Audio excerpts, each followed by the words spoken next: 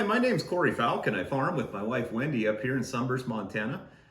We're integrating livestock into our cropping, which is really kind of the basis of this video, but we're also going to take you through a lot of the no-till stuff that we changed here. So we've added a stripper header this fall. We'll take you through kind of the advantages of that and the stubble and some of the things to look for on that. On the livestock watering, when you integrate livestock into the cropping systems, there's usually not water there, and we'll walk you through kind of how we're handling those situations. And also, we intensive graze, and we intensive graze across the cover crop. If we seed cover crop on the crop ground, but we're also intensive grazing across some of our grass as well. And we're going to walk you through some of the challenges that we found with that, some of the equipment that we use after all this research and stuff we tried, and the things that worked and the things that didn't, and also how the water system works on that. So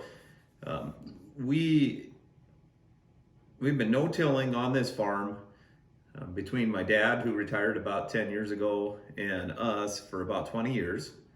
There was no livestock on this farm for about 20 years prior to my wife Wendy and I taking this operation over. We reintegrated the livestock onto the grassland right away, of course, when we brought those back in, which would have been 15 years ago or so. And the last 5 years or so, we've been integrating them into the crop ground as well, which seems to be working really well. So we'll walk you through that part. We run about 70 pairs of Aberdeen Angus cross cattle now. We just changed our livestock breeds to downsize the frame of the cattle, kind of walk you through why we did that. And then we also convert the steers. We run those all as yearlings and then convert those into beef and sell them through some freezers in our crop insurance businesses, which we actually have a crop insurance office, or insurance office, I should say. We do homes and autos and stuff as well, but we have an office in Sunburst and Shelby where we have freezers which we can sell beef out of. So we're going to kind of walk you through what we learned on the retail end of the beef as well. And as far as what we farm, we have about 4,500 dryland acres up here in Sunburst. Everything is cropped. We quit fallowing 3 years ago. We quit right at the beginning of a drought, which was difficult, but this year's the first year it's rained, and it really looks like this is going to work out, I think. So we'll walk you through some yields, I think, at the end on that too. How many people are employed here? Wendy does almost all the farm work. I'm an agronomist. I actually still do that for people, and we have a chemical retail business here, so I kind of focus more on the agronomy end of things. Wendy does a lot of the farm work along with Willow, who's our hired hand. So there's 2 full-time people on the farm.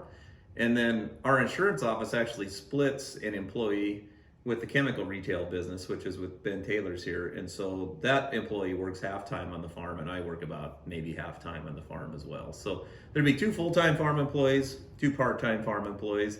As far as crops we produce, we have wheat, barley, mustard, canola, yellow peas, chickpeas, flax, and of course some perennial grazing mix. We've seeded kind of our less productive stuff back to grass and intensive graze cattle across that, and seen some really awesome results on that end of things. So as far as the cash crop residual grazing, basically we take the crop off in the fall and then try and find some area that we can put those cattle on where they're just grazing crop aftermath at that point, just because it's cheap grazing for us here. So how's the cash crop marketed? All the crops are fixed contracts, except of course the wheat, which is one of the more challenging marketing things.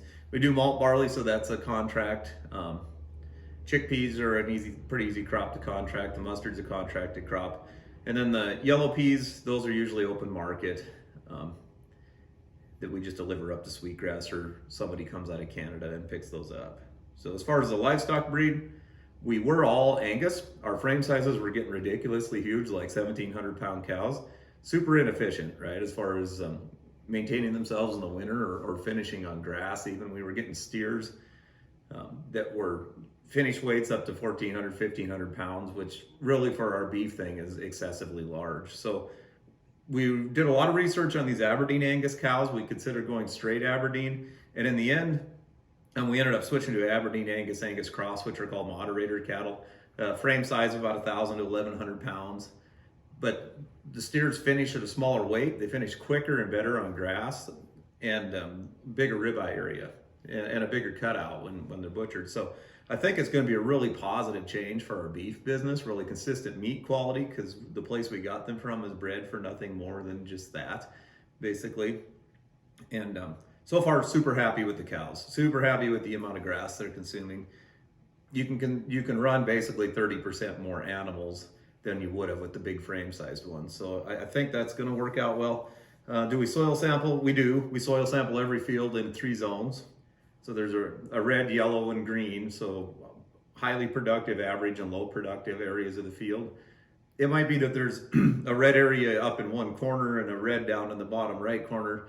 Those are both red zones and they get sampled together and thrown in the same sample bucket.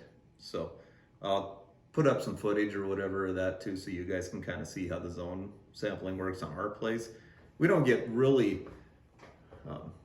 too concerned about getting way down into individual little grids, because on dry lands you can't pay for that anyways, right? But certainly in these huge blocks we farm anymore, when you're farming 400 or 500 acres in one field, you can take that field and split it down into less productive and more productive areas, sample those separate, and then put more fertilizer where it needs it and less where it doesn't, right? And we also vary the rate of the seed through the drill. So the better ground, the bottoms or whatever, get higher seeding rates, the top grounds get lower. And that really seems to help with the stand as far as finishing consistently and quality in the grain. As far as our stock water system, it varies. Some of our pastures have ponds. Some of those we don't intensive graze, but they're small pastures, so we might turn some animals in a 150 acre pasture for maybe 2 or 3 weeks. There's a pond in there that services them for the water needs, and we get them out of there. When we intensive graze, we are dragging poly pipe, the black HPDE pipe around, and then we'll go through the fittings that we use to hook those together, but these really cool quick connects anymore that you can put over that pipe. In 500-foot sections is how we have it laid out, with tees every 500 feet.